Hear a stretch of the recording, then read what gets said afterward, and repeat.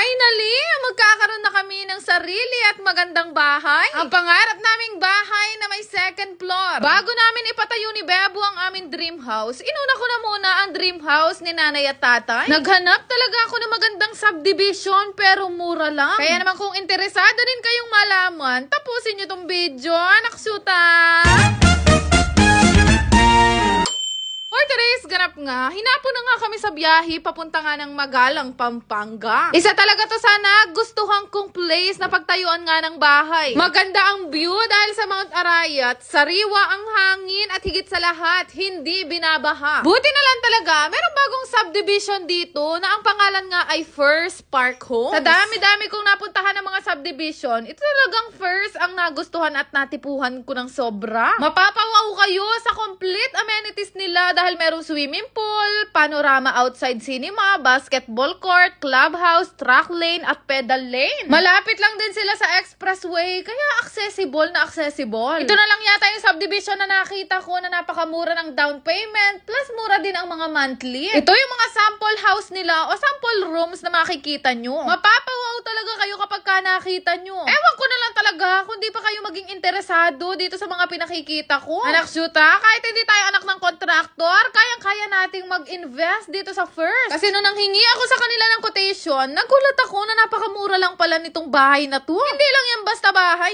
bahay at lupa, kaya wala na kayong poproblemahin. Sabi ko nga sa inyo, kapag ka nadadaan ako sa ibang lugar at nakakita ako ng First, sinisilip ko talaga. Bukod kasi sa maganda ang pagkakagawa ng bahay nila, malaking factor sa akin ang security ng subdivision. So isipin nyo, sa 2 million nyo, meron na kayong up and down na bahay. Meron pa kayong sariling lupa. Hindi nyo naman yun babayaran ng buo o babayaran ng cash. Pwede kayo maghulugan na mababa lang din ang babayaran monthly. Every subdivision o every bahay na ini-invest ko talaga, nag-i-inquire ako dito kay Ma'am Carol. Ang 3 subdivision na yata to na in-inquire at in-invest ko sa kanila. Grabe yung tiwala ko dito kay Ma'am Carol. Kasi talaga nga hanap na magandang location, maayos na pwesto at mura. Maraming iba't ibang location ang First Park Homes. Meron sa Bulacan, sa Manila, meron din dito sa may Pampanga. Pero syempre, iba't ibang probinsya, iba't iba ang presyo. At ang isa sa nagustuhan ko dito sa Magalang, napakamura at malaki talaga ang difference sa price ng ibang province. Syempre, dahil kasama ko si nanay at tatay, sila na yung pinag-check ko kung ano nga ba yung mas gusto nila. Merong kalista end, kalista mid-pair, meron ding una. Hindi naman marami ang titira dito, kaya ang pinili nila yung kalista end. Yung kalista end kasi guys, nasa 2 million lang yan. Tapos ang monthly, 10,000 plus lang sa Pag-ibig. May gate at fence na rin nakasama yun, kaya wala na kayong poproblemahin. Masasuggest ko talaga tong subdivision na to, lalo na sa mga couple na nagsisimula pa lang. Grabe, ang mura ng bahay at lupa dito. At big points pa na nasa subdivision kayo. Pero mas lalo ako natuwa nung napunta nga ako dito sa baby's room. Tingnan nyo naman,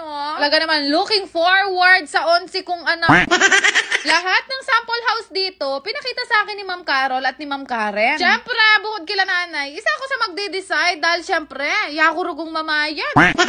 Maganda rin tong una, na saktong-sakto talaga sa size niya, hindi ganun kalaki, hindi rin ganun kaliit. Basta guys, kapag ka nag-viewing kayo, mas ma-appreciate nyo kung ano talaga yung gusto nyong bahay. Sa totoo lang, kakabukas lang ng slot nitong First Magalang. At sad to say, medyo na late yata ako ng punta. Yung mga face kasi na nasa bandang unahan, antimano na sold out. Sobrang good investment nito guys. Hindi nyo namamalayan, ita-turn over na sa inyo ang bahay nyo at patapos na kayo, pa 10,000 monthly lang. Isa din kasi sa nilulook forward ko kapag ka nagkabahay kami, yung malapit talaga sa expressway para hindi kami mahirapan. At oo na, bumigay na ako dito sa First, kaya pirmahan na natin yan. Imagine gabi pa ako nagpunta pero mas na-amaze ako nung nakita ko sa sobrang ganda ng subdivision na to. Wala na, nabudol na naman tayo ni Ma'am Carol. Kaya kung naghahanap kayo ng ahente na napakadaling kausap at talagang i-assist kayo sa gusto nyong lugar, highly suggested ko na mag-inquire kayo sa kanya. Ito yung mga accounts kung saan nyo siya mahahagila. Kaya nung matapos kaming magpirmahan, tinawag ko na ang totoong owner ng bahay na to, ang aking nanay at tatay. Inabot na rin sa amin ang susi at finally, may sarili na kaming magandang bahay na parang pangmayaman. Ano ba yan? Feeling ko marami kami magiging kumari dito ni Angeline mapagmahal. Nakusyuta! Yan naman! Salamat! Wait! Gusto mo ba ng ayuda? Check mo dyan sa comment section.